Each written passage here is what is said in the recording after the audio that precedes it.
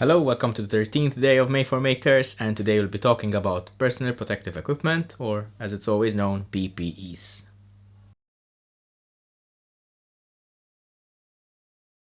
To start off with, I think it's best to give a bit of a definition of what PPEs are. Personal protective equipment is any kind of equipment that one would wear while doing a task or performing some work which may protect you from any harm that may befall you while you are working. For example, one may find PPEs in a laboratory in the form of a lab coat, safety specs and nitrile gloves, while in a workshop or in a DIY workshop or blacksmith or that sort of thing one may find safety specs, of course, of a different kind, gloves, welding gloves, welding visors and that sort of thing. Now, as a leather worker myself, nowadays I don't use a lot of personal protective equipment. I don't deal with heavy machinery which would require it. I don't deal with fast moving parts that would need to protect my eyes, but I do still take care while working in the workshop. If I'm cutting a piece of wood, for example, I would make sure to wear safety specs. Ear protection is very important, especially when using loud machinery. Always protect your hearing. And obviously protect your hands and fingers with the proper personal protective equipment such as gloves when welding and doing that sort of thing.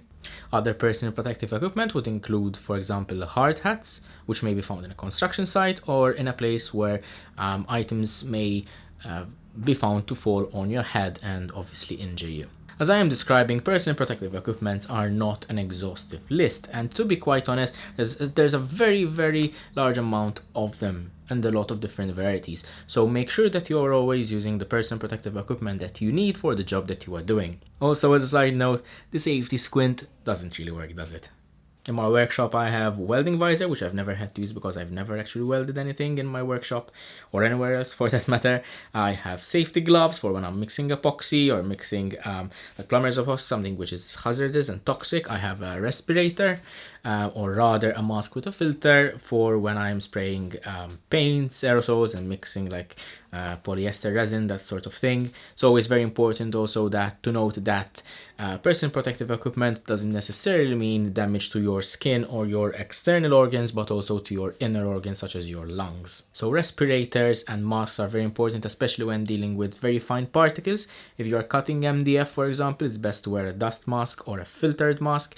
If you are dealing with aerosolized products such as spray paint or resins, if you are mixing resins and they let off that disgusting stink, it's very important to work in a well-ventilated area, but also, if possible, to wear a mask. Remember, the longer you stay safe, the longer you keep making. As a final parting note, I would just like to say that no matter how experienced you are in a workshop or how experienced you are in making something, it's never a guarantee that you can always be safe without wearing personal protective equipment. Some of the best woodworkers in the world have had their little fingers cut just because they get distracted at a moment's notice. So always be careful when working in your workshop, always wear the personal protective equipment that you need, and I hope to see you tomorrow for the next day of May for Makers. As always, stay safe and keep making.